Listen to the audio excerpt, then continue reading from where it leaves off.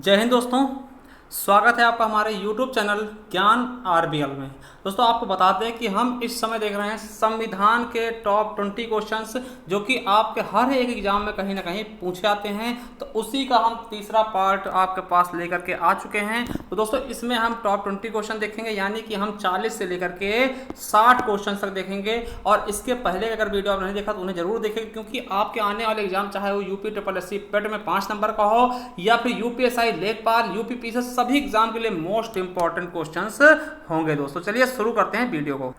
तो दोस्तों आपका पहला क्वेश्चन क्या है कि 42वें संविधान संशोधन द्वारा निम्नलिखित में से कौन सा शब्द नहीं जोड़ा गया। दोस्तों तो कौन सा शब्द नहीं जोड़ा गया, मोस्ट से भी मोस्ट इंपॉर्टेंट आपको पता होगा, ठीक है, कि कई बार ये क्वेश्चन आपके एग्जाम में देखने को मिला है। समाजवादी, धर्मनिरपेक्ष, अखंडता या फिर संप्रभुता। दोस्तों तो कौन सा नहीं जोड़ा गया दोस्तों, तो आपको पता होना चाहिए दोस्तों संप्रभुता, ये 42वें संविधान संशोधन द्वारा नहीं जोड़ा गया। दोस्तों बाकी ये तीनों जोड़े गए, ये बहुत बार क्वेश्चन पूछे गए हैं। और एक चीज आपको बता दें, जो यह 42वां संविधान संशोधन है इसे मिनी कॉन्स्टिट्यूशन के नाम से जानते हैं, यानी मिनी संविधान के नाम से भी जाना जाता है। दोस्तों संप्रभुता का मतलब क्या होता है, वे देश जो दोस्तों आपने आंतरिक और बाह्य जो मामले होते हैं वो खुद निपटारा करते हैं, वो चीज होता है संप्रभुता दोस्तों। और ये हमारे संविधान में पहले से ही मौजूद था दोस्तों। और दोस्तों आपको बता दें ये किसमें जोड़े गए हैं, तो दोस्तों किसमें जोड़े गए, प्रस्तावना में दोस्तों, ठीक है। चलिए अगला क्वेश्चन आपको लिए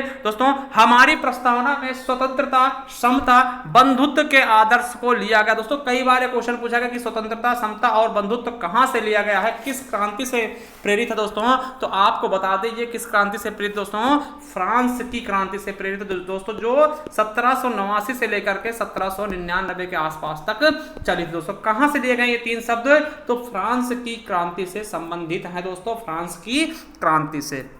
चलिए अगला क्वेश्चन आपके लिए, तीसरा क्वेश्चन आज का, कि निम्नलिखित में से देशी रियासतों के एकीकरण से संबंधित सही मेल है। दोस्तों तो कौन सा सही मेल है, देखिए आपको पता है कि जो हमारे कुछ देशी रियासत थे वो हमें मिलना नहीं चाहते भारत में, तो उनमें से 3 प्रमुख दोस्तों। पहला है हैदराबाद, जिसको दोस्तों पुलिस कार्रवाई से मिलाया गया था, बिल्कुल सही है दोस्तों। जूनागढ़ नहीं मिलना चाहते, गुजरात का आसपास था दोस्तों। और इससे किस तरह मिलाया गया, जनमत संग्रह से, ये भी वाक्य सही है। और जम्मू कश्मीर के राजा हरि सिंह दोस्तों किस तरह से शामिल हुए थे भारत में, विलय पत्र पर हस्ताक्षर करके, यानी तीनों के तीनों ऑप्शन बिल्कुल सही है दोस्तों। तो हमारा सही ऑप्शन क्या हो जाएगा, डी नंबर, यानी ये सभी के सभी क्या हैं, बिल्कुल राइट है। चलिए नेक्स्ट क्वेश्चन क्या है कि निम्नलिखित में से भारत के एकीकरण में महत्वपूर्ण भूमिका किसने निभाई। दोस्तों तो देखिए सरदार वल्लभ भाई पटेल, इनको बिस्मार्क के नाम से जानते हैं, ठीक है, क्योंकि बिस्मार्क ने जर्मनी का एकीकरण किया था। उसी प्रकार दोस्तों सरदार वल्लभ भाई को क्या बोलते हैं, सरदार लिख लीजिएगा दोस्तों, सॉरी गलती हो गई, ठीक है टाइपिंग में। तो दोस्तों सरदार वल्लभ भाई पटेल को लौह पुरुष कहते हैं, और इनकी सबसे बड़ी स्टैच्यू विश्व की बनाई गई दोस्तों,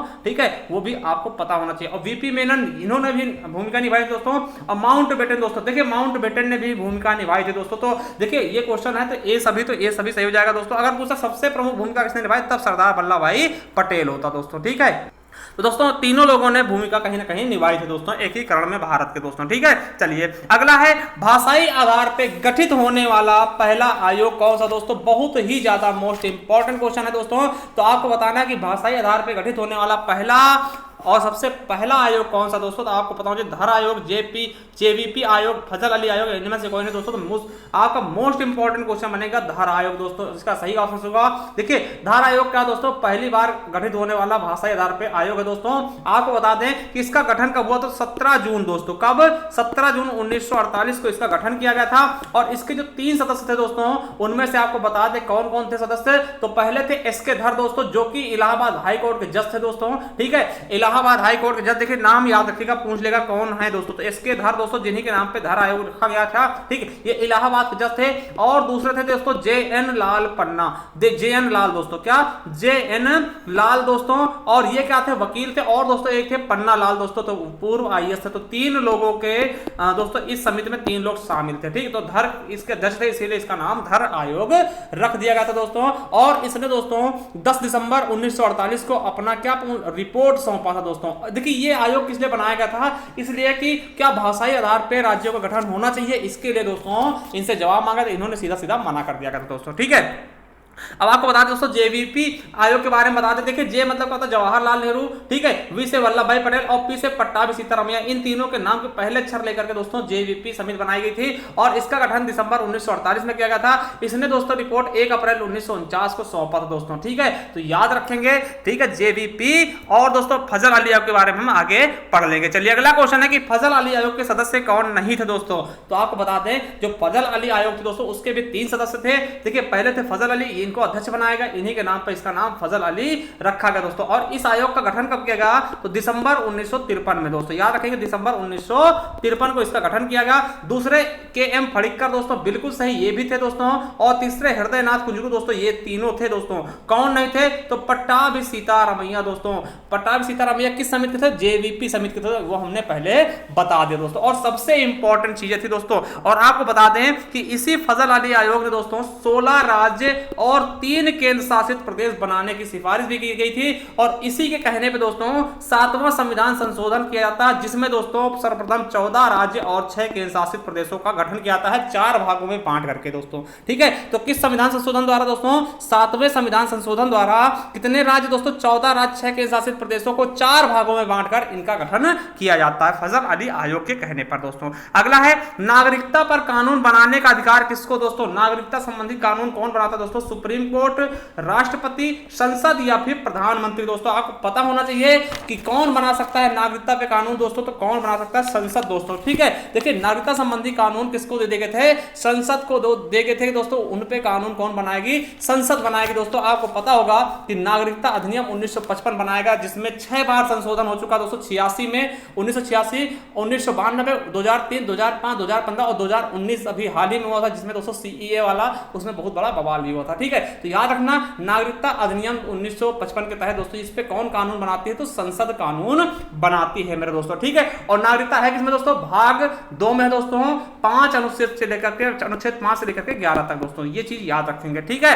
चलिए और दोस्तों कितने तरीके से नागरिकता मिलती है दोस्तों, तो 5 तरीके से याद रखेंगे, ब्रांड करके BRAND, कितने तरीके से नागरिकता मिलती है, 5 तरीके से। B से दोस्तों बर्थ द्वारा, जन्म देकर। R से रजिस्ट्रेशन द्वारा। A से एरिया, मान लिया कि एरिया किसी पाकिस्तान पे हम लोग आक्रमण करके उसको अपने में कर लेते हैं तो उसको भी नागरिकता मिल जाएगी। N से नेचुरलाइजेशन दोस्तों, देशीकरण द्वारा, ठीक है। और D से डिसेंट दोस्तों, वंशानुगति, ठीक है।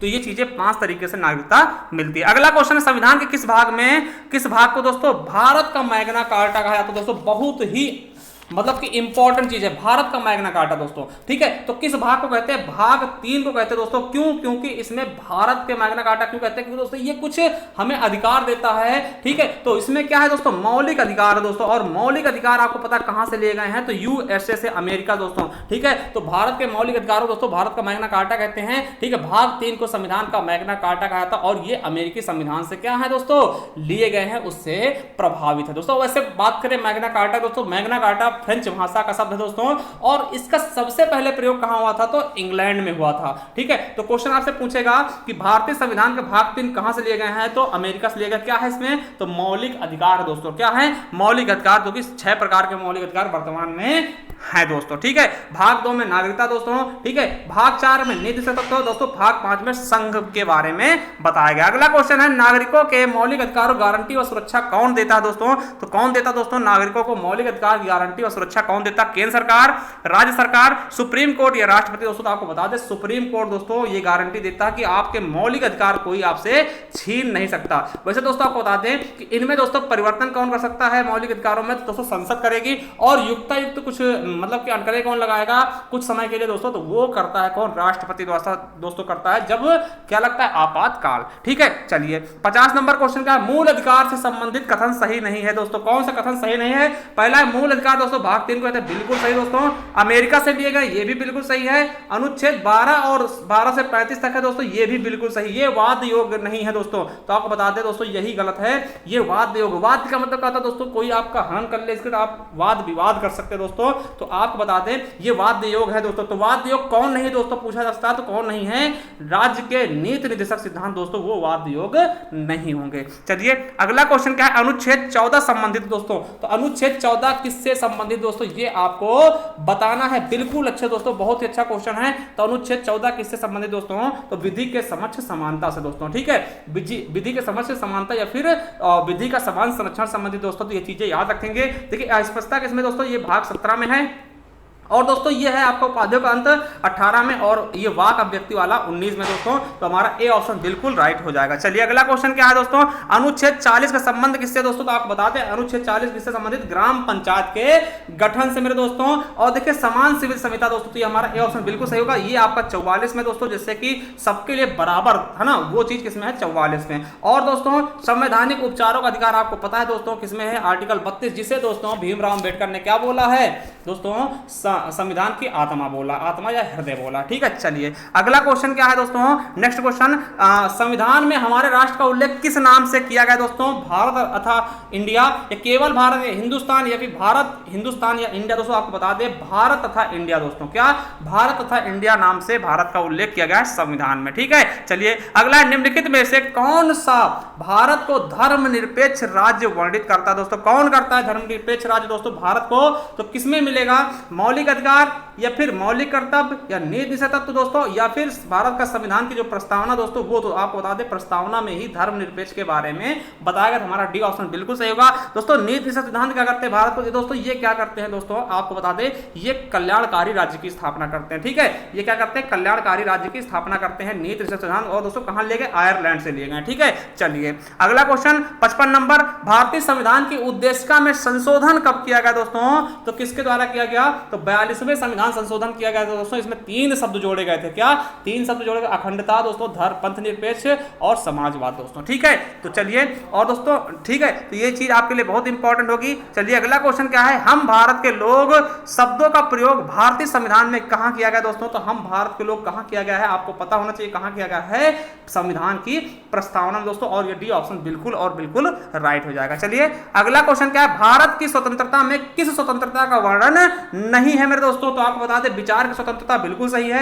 विचार प्रकट करने की स्वतंत्रता, जी आप विचार प्रकट कर सकते हैं। विश्वास की स्वतंत्रता, आप किसी विश्वास करते हैं, बिल्कुल सही है। मगर आर्थिक स्वतंत्रता का उल्लेख नहीं है। हमारा डी ऑप्शन बिल्कुल और बिल्कुल गलत हो जाएगा। चलिए अगला क्वेश्चन क्या है कि निम्नलिखित में से कौन सा भारतीय संविधान की प्रस्तावना में उल्लिखित नहीं है दोस्तों? सामाजिक न्याय, आर्थिक न्याय और दोस्तों सामाजिक राजनीतिक न्याय और धार्मिक न्याय दोस्तों। तो कौन सा न्याय दोस्तों इसमें शामिल नहीं है संविधान की प्रस्तावना में दोस्तों? तो आपको बता दें कौन सा नहीं है दोस्तों? तो धार्मिक न्याय नहीं है, ठीक है। चलिए अगला क्वेश्चन देखते हैं कि भारतीय संविधान में कौन सा भाग संविधान की आत्मा कहलाता है दोस्तों? कौन सा भाग जो है संविधान की आत्मा कहलाता है? मूल अधिकार दोस्तों, या फिर नीति निषेध सिद्धांत, या उद्देशिका, या फिर संवैधानिक उपचारों का अधिकार? देखिए इसमें कंफ्यूज मत होइएगा, आपको हम क्लियर कर दें। देखिए इस क्वेश्चन का सही आंसर क्या होगा? उद्देशिका हो जाएगा, जिसको हम प्रस्तावना भी कहते हैं। देखिए जब पूछा जाएगा भारत का कौन सा भाग दोस्तों संविधान की आत्मा कहलाता है, तब आप बताइएगा क्या प्रस्तावना या उद्देशिका। अगर पूछ ले भीमराव अंबेडकर ने किसको संविधान की आत्मा कहा है, तब आप बताएंगे संवैधानिक उपचारों का अधिकार यानी अनुच्छेद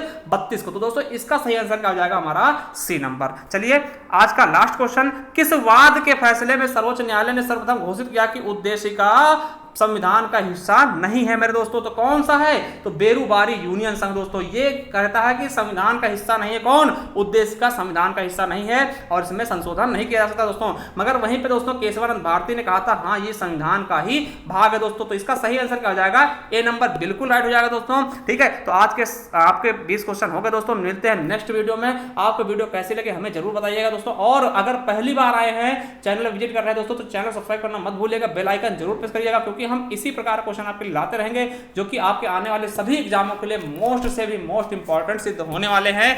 मिलते हैं, थैंक यू दोस्तों। जय हिंद, जय भारत।